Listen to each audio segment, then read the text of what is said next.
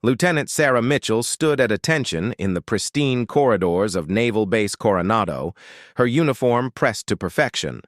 The morning sun streamed through the windows, casting long shadows across the polished floors. At 28 years old, she had already accomplished what many thought impossible for a woman in the military. She was one of only 3 female Navy SEALs in active duty, having survived the grueling training that broke even the strongest men. Sarah's journey to becoming a Navy SEAL had been anything but easy. Growing up in a small town in Montana, she was the daughter of a single mother who worked 3 jobs to make ends meet. Her father had left when she was 7, leaving behind only empty promises and unpaid bills. Sarah learned early that she could only depend on herself. She spent her teenage years lifting weights in the garage, running mountain trails before dawn, and studying late into the night to maintain her perfect grades. When she turned 18, Sarah enlisted in the Navy against her mother's wishes. Her mother had wanted her to go to college, to have a safe, normal life. But Sarah had different plans. She wanted to serve her country, to prove that she could do anything a man could do, and to find the family she had never really had. Basic training was tough, but Sarah thrived under pressure.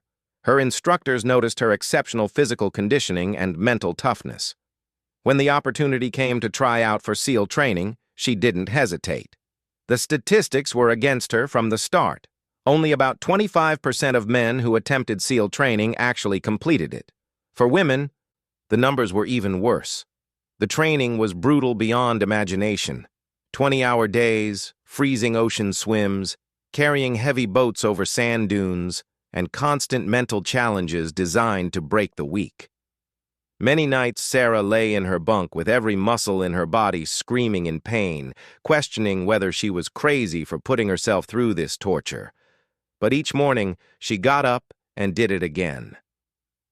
During Hell Week, the most difficult part of SEAL training, Sarah watched strong men twice her size quit and ring the bell that would end their training.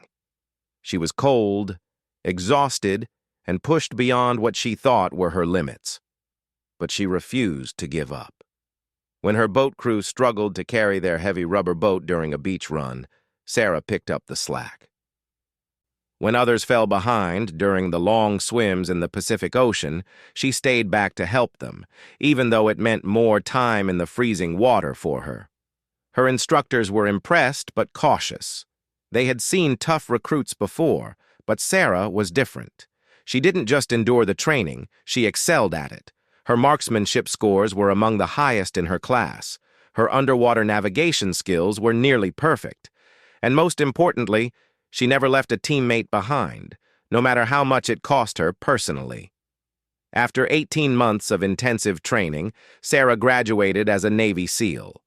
The ceremony was small and private, attended by only a handful of family members and military officials. Her mother cried as Sarah received her trident pin, the symbol that marked her as one of America's elite warriors. Sarah felt a surge of pride, but she also knew that the real challenges were just beginning. Her first deployment took her to Afghanistan, where her SEAL team conducted reconnaissance missions behind enemy lines. Sarah proved herself repeatedly in combat situations, earning the respect of her teammates through actions rather than words. She was calm under fire, quick thinking in dangerous situations, and completely reliable when lives were on the line. But not everyone in the military was ready to accept women in combat roles, especially in the elite special forces. Sarah faced constant scrutiny from some officers who believed women had no place in the SEALs. She heard whispered comments about her abilities, suggestions that she had received special treatment, and predictions that she would eventually fail under pressure. Sarah responded to these doubts the only way she knew how, by being better than everyone else. She volunteered for the most dangerous missions, spent extra hours training, and never complained about the discrimination she faced. Her performance records were spotless, and her commanding officers consistently rated her as an exceptional operator. After 3 successful deployments, Sarah was promoted to lieutenant and assigned to a special operations unit based in Coronado. The assignment was considered prestigious, working directly with high-ranking naval officers on sensitive missions. Sarah was excited about the opportunity to take on more responsibility and to continue serving her country at the highest levels. The naval base at Coronado was a world unto itself. Thousands of sailors, officers, and support staff worked together in a complex hierarchy that had been established over centuries of naval tradition. Sarah quickly learned the unwritten rules and protocols that governed daily life on the base. She made friends among her fellow officers and earned a reputation as someone who could be counted on in any situation. One of Sarah's closest friends was Lieutenant Commander Jessica Torres, a helicopter pilot who had also faced her share of gender discrimination in the military.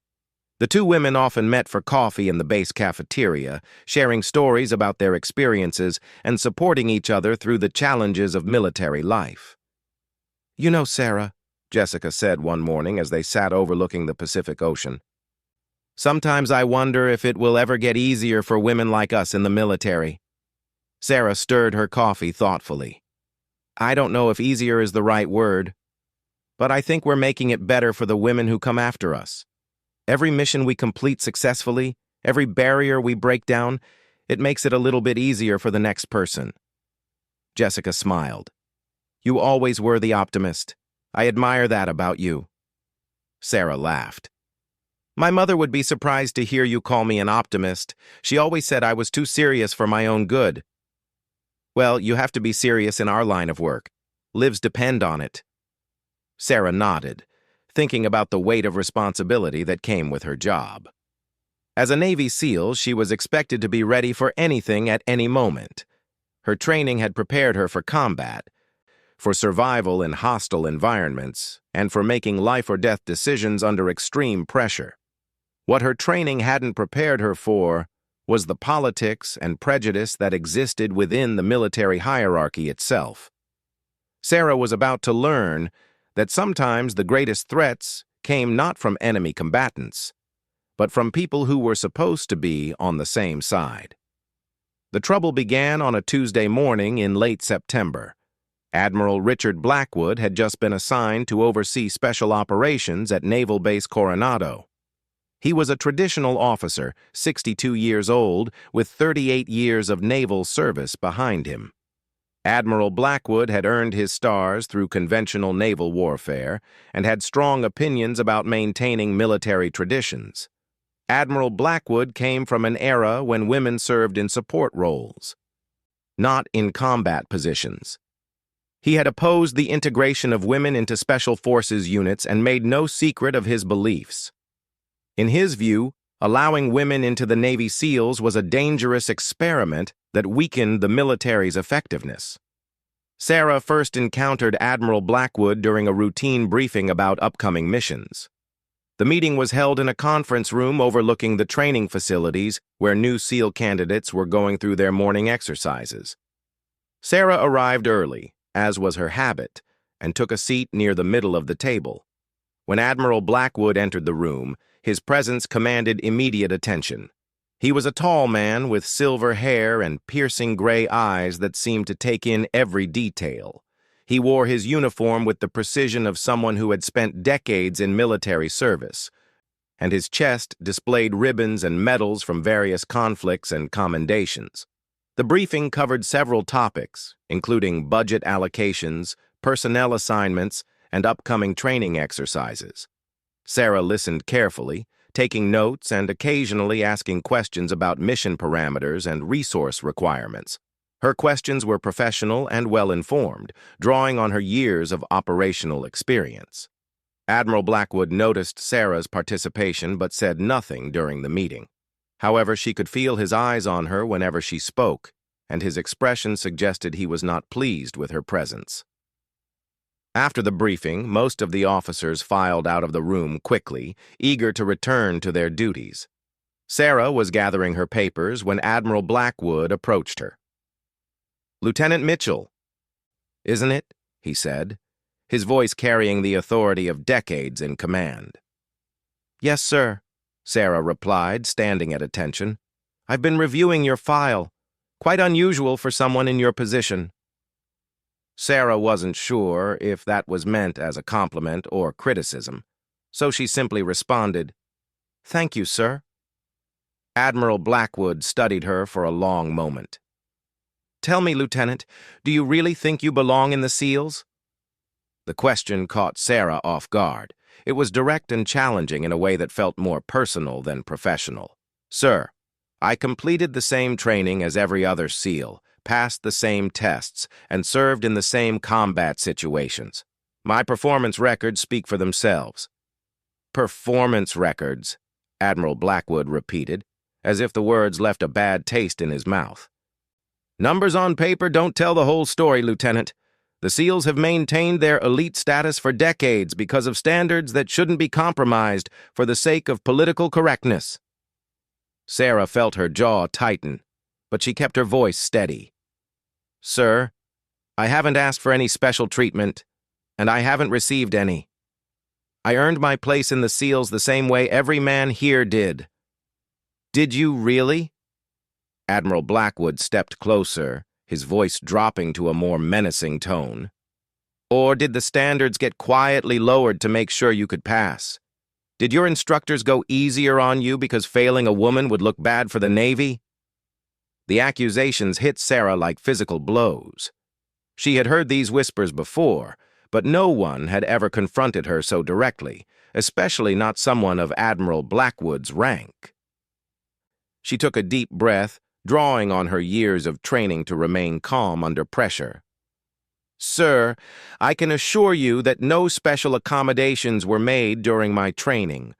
I completed every exercise, passed every test, and met every requirement. My instructors were harder on me, if anything, because they knew I would face exactly these kinds of questions." Admiral Blackwood's expression grew more hostile. "You think you're tough, don't you? You think completing some training exercises makes you equal to the men who have been protecting this country for generations?" Sarah's patience was beginning to wear thin, but she maintained her military bearing. "Sir, I think my service record demonstrates my commitment to protecting this country. I've served with honor in multiple combat deployments and have never failed to complete a mission." "Combat deployments," Admiral Blackwood scoffed. "You mean the carefully managed operations where you were protected by real warriors while playing at being a soldier." That accusation was too much for Sarah to tolerate silently. She had risked her life repeatedly, had saved the lives of her teammates, and had performed under fire in some of the most dangerous places on Earth. "Sir, with all due respect, I wasn't playing at anything. I was serving my country alongside my fellow SEALs, doing the job I was trained to do." "Your fellow SEALs," Admiral Blackwood repeated mockingly. "Do you really think they accept you as an equal? Or do you think they tolerate you because they have to? Do you think they trust you to watch their backs when things get really dangerous?" Sarah's hands clenched into fists at her sides, but she kept them behind her back where the Admiral couldn't see them. "Sir, I know my teammates trust me because they've told me so, and because they've demonstrated it in combat situations where trust isn't just words, it's life and death." "Life and death." Admiral Blackwood stepped even closer, now invading Sarah's personal space in a way that was clearly intended to intimidate her. "That's exactly my point, Lieutenant. In real combat situations, when everything goes wrong and lives are on the line, you'll be a liability. You'll be the weak link that gets good men killed." Sarah could feel her training kicking in, not her military training, but her deeper training as a warrior who had learned to recognize threats and respond appropriately. Admiral Blackwood's aggressive posture and increasingly hostile tone were triggering her combat instincts. She forced herself to remain calm. "Sir, I respectfully disagree with your assessment. My performance in actual combat situations has consistently—" "Don't lecture me about combat, young lady." Admiral Blackwood's voice rose to a shout.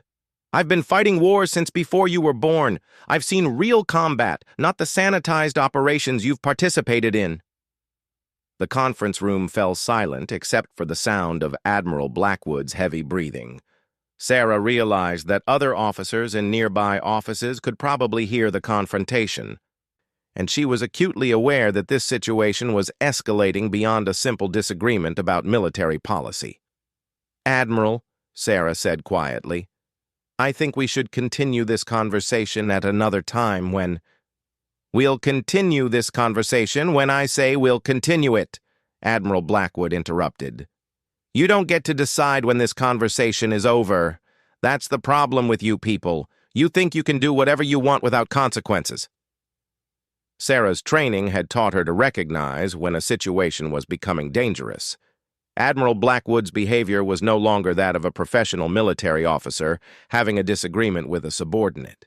His face was flushed red, his breathing was rapid, and his body language suggested he was losing control. "Sir," Sarah said carefully, "I'm going to respectfully request that we schedule a meeting to discuss these concerns through proper channels." "You'll request nothing," Admiral Blackwood shouted. "You'll stand there and listen while I explain exactly why you don't belong in my Navy." The possessive way he said, "my Navy," sent a chill down Sarah's spine. She had dealt with hostile authority figures before, but Admiral Blackwood's behavior was becoming erratic and unpredictable. "Admiral Blackwood," Sarah said, her voice becoming firmer, "I need to remind you that I'm a Navy SEAL and I'm trained to respond to threatening situations. I suggest we both take a step back and—" Her words seemed to enrage Admiral Blackwood even further. "Are you threatening me, Lieutenant? Are you actually threatening a superior officer?" "No, sir. I'm trying to de-escalate a situation that's gotten out of hand." "You arrogant little—" Admiral Blackwood raised his hand and struck Sarah across the face with enough force to snap her head to the side. The slap echoed through the conference room like a gunshot. For a moment, time seemed frozen. Admiral Blackwood stood with his hand still raised, his face a mask of fury. Sarah slowly turned her head back to face him, a red mark already forming on her left cheek. When Sarah spoke, her voice was deadly calm. "Admiral, I warned you. I'm a Navy SEAL." Admiral Blackwood suddenly seemed to realize what he had done. The fury in his eyes was quickly replaced by something that looked like fear. He had just physically assaulted one of America's elite warriors, someone trained to respond to physical threats with overwhelming force. Sarah didn't move, didn't strike back, didn't even raise her hands. But Admiral Blackwood could see something in her eyes that made him understand exactly how dangerous his situation had become. This wasn't a helpless subordinate he could bully. This was a trained killer who had shown remarkable restraint in not responding to his attack. The Admiral's hand slowly dropped to his side. For the first time since entering the room, he looked uncertain and afraid. Admiral Blackwood stared at Sarah in growing horror as the reality of his actions sank in. He had just committed assault against a subordinate officer. More than that, he had attacked a Navy SEAL, someone who could have responded with lethal force and been completely justified in doing so. Sarah remained perfectly still, her eyes locked on the Admiral's face. Her military training had taught her discipline and restraint, but her SEAL training had taught her something even more valuable: how to maintain control in the most dangerous situations. She could see the fear growing in Admiral Blackwood's eyes as he began to understand the magnitude of his mistake. "Sir," Sarah said quietly, her voice steady and professional despite the red mark on her cheek. "You need to step back and think very carefully about what happens next." Admiral Blackwood's face had gone pale. His hand was trembling as he lowered it completely. Lieutenant, You struck a fellow officer," Sarah continued calmly. "You physically assaulted a subordinate during what should have been a professional conversation.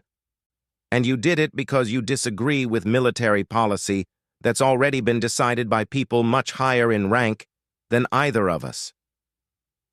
The Admiral seemed to be struggling to find words. The rage that had consumed him moments earlier had evaporated, replaced by the cold realization that he had destroyed his own career in a moment of uncontrolled anger. "Lieutenant Mitchell, he began, but Sarah raised a hand to stop him. "Sir, before you say anything else, you should know that this conversation is probably being heard by other officers in nearby offices.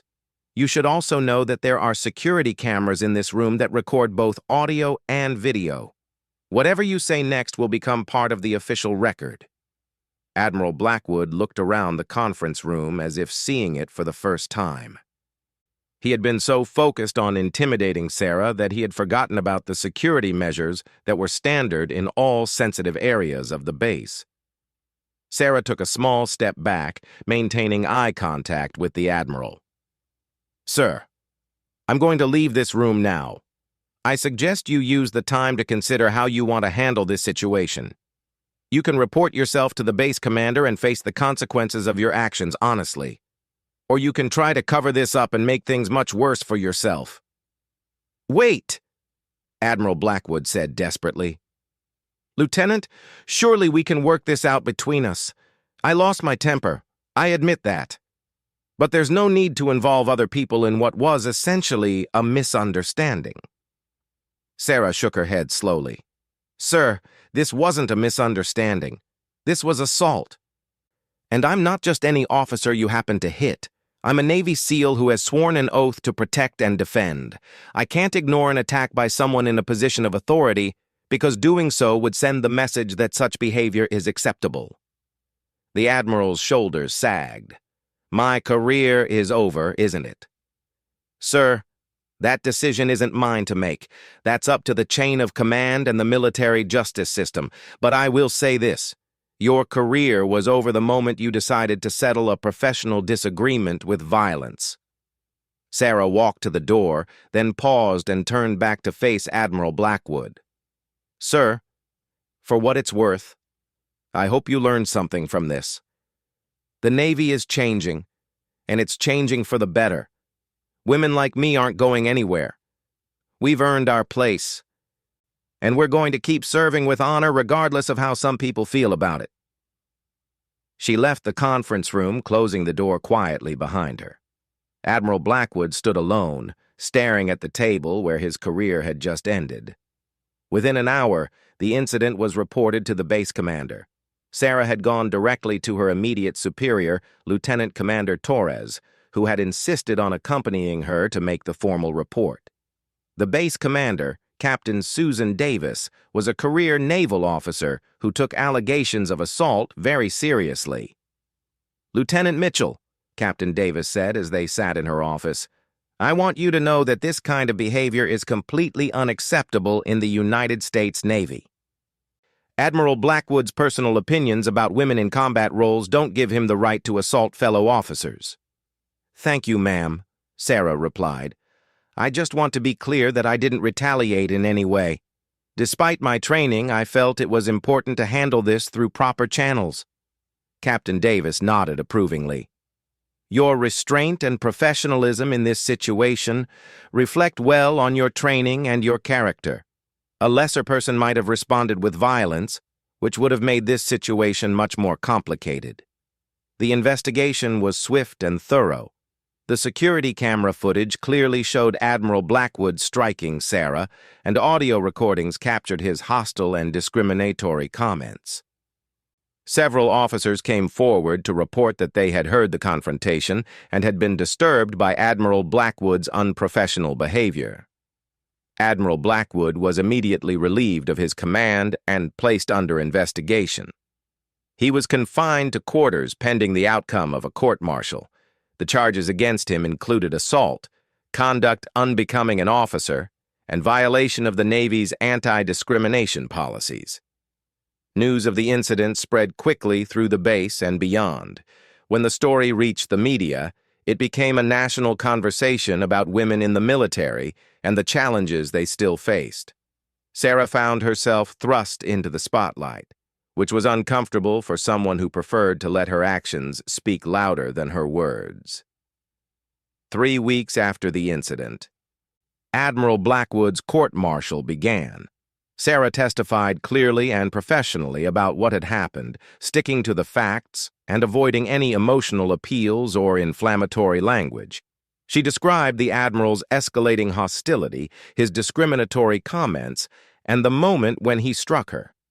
Under cross-examination by Admiral Blackwood's defense attorney, Sarah was asked whether she felt she had provoked the attack in any way. "No, sir," she answered firmly. "I maintained military bearing throughout the conversation. I showed respect for Admiral Blackwood's rank even when he was showing none for mine. I tried repeatedly to de-escalate the situation. Nothing I said or did justified a physical attack." The defense attorney pressed further. "But didn't you threaten Admiral Blackwood when you mentioned your SEAL training?" "No, sir. I was trying to warn him that the situation was becoming dangerous and that we should both step back. I was attempting to prevent exactly what ended up happening. But as a Navy SEAL, didn't you feel tempted to retaliate when he struck you?" Sarah paused thoughtfully. "Yes, sir. My training did give me the ability to respond with force. But my training also taught me discipline and judgment. I knew that using violence would not serve justice or the Navy. My job is to protect and defend, not to settle personal disputes with my fists." The court-martial lasted 4 days. In addition to Sarah's testimony, several character witnesses spoke about Admiral Blackwood's previous behavior toward female officers. A pattern emerged of harassment and discrimination that had been overlooked or covered up because of his rank and years of service. When the verdict was announced, Admiral Blackwood was found guilty on all charges. He was sentenced to dismissal from the Navy, forfeiture of all pay and benefits, and 6 months in military prison. The judge noted that his rank and years of service, which might normally be considered mitigating factors, actually made his behavior more serious because of the example it set for subordinates. After the court-martial, Sarah returned to her regular duties. She continued to serve with distinction, earning promotions and leading by example. The incident had made her something of a symbol for women in the military, but she tried not to let that change how she approached her job. 6 months later, Sarah was approached by a young woman who had just completed SEAL training. Petty Officer Lisa Chen was nervous about her first assignment and had sought out Sarah for advice. "Ma'am," Lisa said as they sat in the same cafeteria where Sarah had once discussed the challenges facing women in the military, "I heard about what happened with Admiral Blackwood. I wanted to thank you for how you handled it." Sarah looked at the young woman, remembering her own nervousness when she first arrived at Coronado. "You don't need to thank me. I just did what any professional officer should do." "But you could have destroyed him," Lisa said. "With your training, you could have hurt him badly. Instead, you showed that we're better than that." Sarah smiled. "That's the point, Petty Officer Chen. We're not trying to prove we're as brutal as men. We're proving we're as disciplined, as professional, and as dedicated to serving our country. Sometimes the greatest strength is knowing when not to use your strength." Lisa nodded thoughtfully. "Do you think it will get easier for women like us?" "Honestly, I don't know. But I know that every day we serve with honor, every mission we complete successfully, every time we show grace under pressure, it makes things a little bit better for the women who come after us." As Sarah looked out at the Pacific Ocean, she thought about her journey from a small town in Montana to the elite ranks of the Navy SEALs. She had faced discrimination, violence, and doubt, but she had never given up. More importantly, she had never compromised her values or abandoned her principles. Admiral Blackwood had learned too late that rank and tradition don't give anyone the right to abuse others. His moment of uncontrolled anger had cost him everything he had worked for over nearly 4 decades of service. Sarah, on the other hand, had shown that true strength comes from restraint, that real warriors know when to fight and when to show mercy. The red mark on her cheek had faded within a week, but the lesson of that day would last much longer. For Sarah, it was a reminder that the battles worth fighting weren't always against foreign enemies. Sometimes they were against prejudice and hatred within their own ranks, and sometimes the greatest victory came not from destroying an enemy, but from showing them a better way. Sarah Mitchell continued to serve with distinction, eventually rising to the rank of commander and inspiring a new generation of female warriors who knew they belonged in any role they were qualified to fill. Admiral Blackwood's name became a cautionary tale about the dangers of letting prejudice and anger override professionalism and honor. In the end, the incident proved that while some people might need to learn respect the hard way, true warriors understand that respect, like trust, must be earned through actions, not demanded through violence.